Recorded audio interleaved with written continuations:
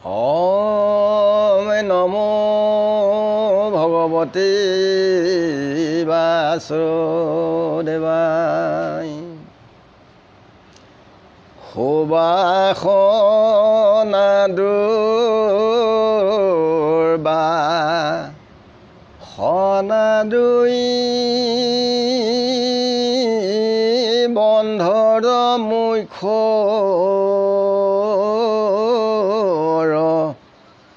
মূল হেতু শুনা যে নমতে উপজয় অপুৰুষত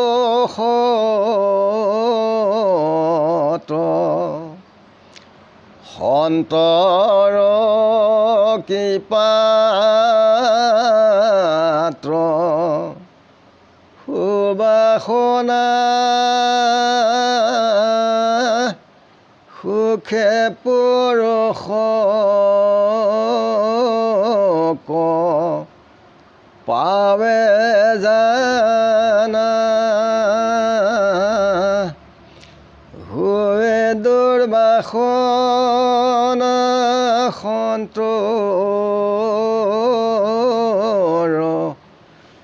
মনকোপত।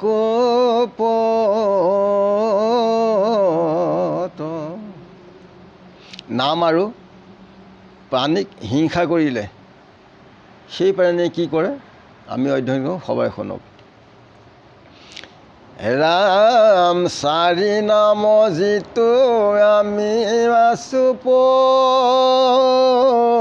পৰ্বতাই অতীব গোপ্ৰণ গুহ জানিবা সদায়।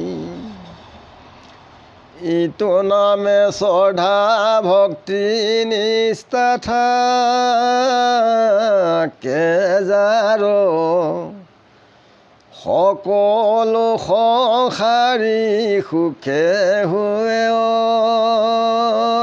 অধিকাৰ। ইহেন নামক প্ৰেমী প্ৰাণীও ধাৰিব অমৰ গণৰ মধ্যে সদা বিৰাজিব।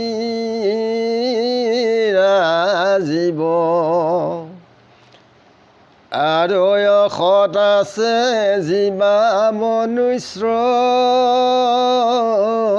ৰূপত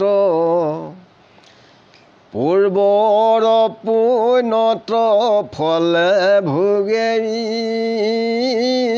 জন্মত।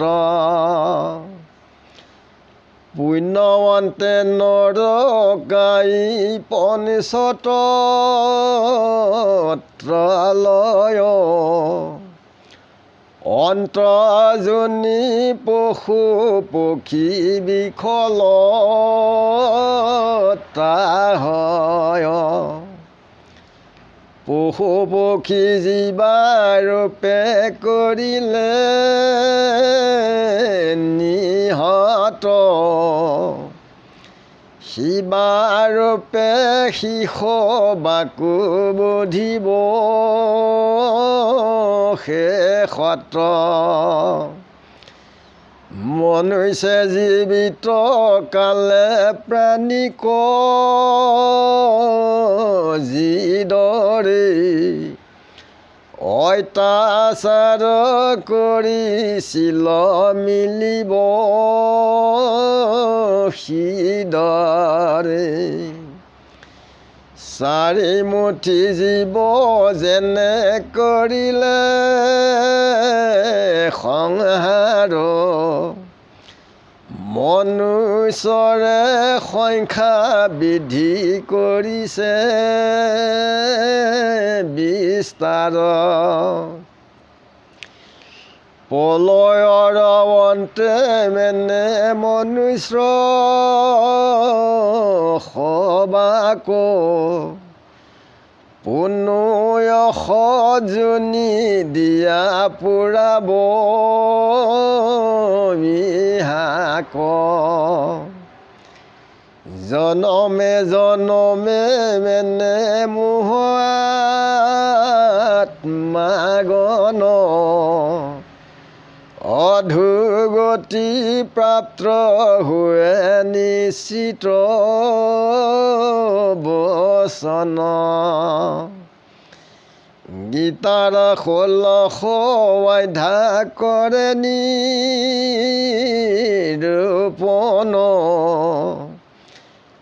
আখুৰি সম্প্ৰদি জীৱে নাই ত্ৰাৰণ। 4 নাম যি প্ৰৱৰ্তন কৰিছে ই অতি গোপন আৰু গূঢ় যে হৰে কৃষ্ণ হৰে ৰাম। যি গুৰুদেৱ নাম ভকত গুৰুৰ আশ্ৰয়ত ইয়াৰ পৰমাৰ্থ তত্ত্ব লৈ আগবাঢ়িলে শিষ্যসকলৰ মংগল হয়। এই নামত যিসকলৰ শ্ৰদ্ধা ভক্তি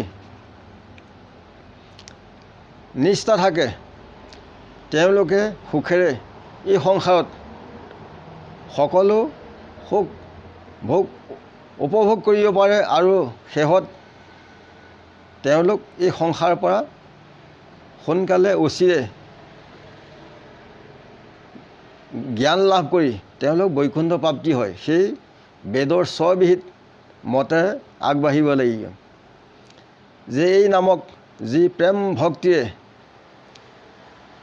লয় তেওঁলোকে অমৰগণৰ মধ্যত সদায় বিৰাজ কৰে আৰু আত্মাৰ উদ্ধাৰ হয় ঈশ্বৰৰ নামগুণত। আৰু যিসকল অসৎ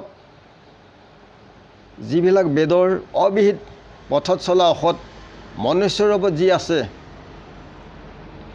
যে পূৰ্বৰ কৰ্মৰ ফলত এই সংসাৰত সুখ দুখ সকলোৱে আমি উপভোগ কৰিবলগীয়া হৈছে যে পুণ্যৰ শেষ হ'লে এই মনুষ্য শৰীৰটোৰ যিটো ক্ষিতীয় তেজমূৰ ব্ৰহ্ম পঞ্চতত্ত্ব ইয়াত 5 ঠাইত মিলি যাব। মাটি মাটিলৈ যাব, পানী অংশ পানীলৈ যাব, বায়ু বায়ুলৈ যাব, তাপ তাপলৈ যাব, এয়া আকাশ আকাশত থাকিব। ইয়াত মোৰ বুলিবলৈ একো নাই। মোৰ বুলি এইটো যে অহংকাৰ এয়া এখন দোকান দিছে ইয়াতে কৰি মেলি ঈশ্বৰৰ নামগুণ লৈ সৎ পথে চলিলে জন্ম জন্মান্তৰে জীৱৰ মংগল হয়। নহ'লে অন্তৰ্জনিত যিবিলাক পশু পক্ষী গছ লতা এইবিলাকত আমাক বগাই লৈ ফুৰাব। যে পশু পক্ষীক যেনেকৈ মনুষ্যই নিহত কৰিলে অৰ্থাৎ মাৰিলে বা ধ্বংস কৰিলে যে ঠিক তেনেকেই তেওঁলোকেও 5 জন্মত হ'লেও এই মনুষ্য শৰীৰ যোৱাৰ পাছত তেওঁলোকেও ঠিক তেনেকৈ বধিব। আমি সাৰিব উপায় নাই। যেনে লতাই গছ নাপালে কেতিয়াও বগাব নোৱাৰে। কৰ্ম অনুসৰি আমি সকলোৱে ফল পাব লাগিব। ইয়াত কাকো দোষাৰোপ কৰি লাভ নাই। আপুনি আপোন বন্ধু যদি ৰাখে ধৰ্ম আপুনি আপোন শত্ৰু কৰিলে কুকৰ্ম। ইয়াত কোনো কাৰো শত্ৰু নহয়, আমি নিজেই নিজৰ শত্ৰু বন্ধু।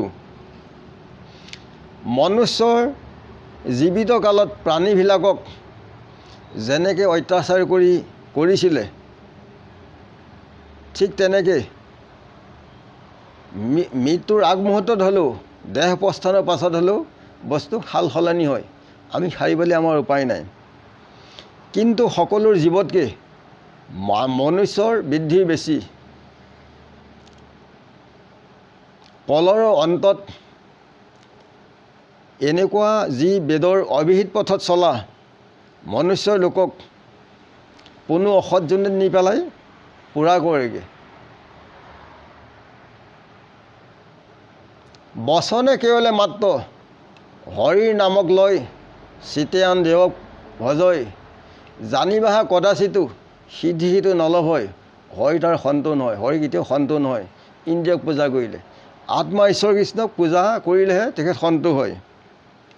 যে জনমে জনমে কোনো অসৎ জনিত দি পেলাই পূৰা কৰে। যে জনমে জনমে এই অজ্ঞান আত্মাবিলাকে কি হয়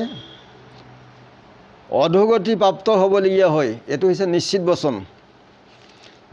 গীতাৰ 16 অধ্যায়ত আসুৰিক সম্পদৰ বিষয়ে তাত লিখিছে, এই অবিহিত পথত চলিলে জীৱৰ কেতিয়াও উদ্ধাৰ নহয়। যে কোনো লোকে যদি চাই এই আসুৰিক সম্পদ যুগত, তাত চালে ইয়াৰ গোটেই সবিশেষ তথ্য পাব। ইন্দ্ৰিয়ৰ সুখৰ অৰ্থে অৰ্চয় তোমাক, সিটো মোহমতি বঞ্চিল একো আপোনাক। কৃষ্ণই অৰ্জুনক কৈছে, অনাচাৰ কৰি অপৰাধী মোৰ নহি, আন দেও পূজে যিটো সেহিহে মোৰ দহি। অৰ্জুনক গীতাত কহিলা হৰি সাচ, আন দেও তাক পুজি হৈবে পিশাচ। পেটৰ লগত পুজি বেক পূজা খায়। কি পেটৰ কথা কৈছে? এই পেট পূজাৰ কথা কৈছে। আৰু ৰখত জন্মটো তাহাৰ গতি নাই। ঈশ্বৰ নিচিনে যাৱে, নানাজনে ফুৰে তাৱে, জীৱৰ লগতে কৰ্ম জৰি। কিঞ্চিত এক মায়া সুখ, সততে নিকাৰ দুখ, নৰকত পৰে মৰি মৰি। ঈশ্বৰ নিচিনিলে আমাক বিভিন্ন জনিত ঘূৰাই লৈ ফুৰাব, অসৎ জনিত, জীৱৰ লগতে কৰ্ম অনুসায়ী ফল আৰু লগতে জৰি। এই সংসাৰত যদি অলপ সুখো পায়, তাৰ পাছতেই দুখ যন্ত্ৰণা অনাবাত আহি গৈ আছে। ইয়াত বহুত দুখ সুখ তাপ। আপুনি আপোন বন্ধু, আপুনি আপোন শত্ৰু, আপুনি আপোন ৰাখে মাৰে, হৰিক নভজি নৰে, আপুনি হৈ নষ্ট, হৰি ভজি আপোনাক তাৰে।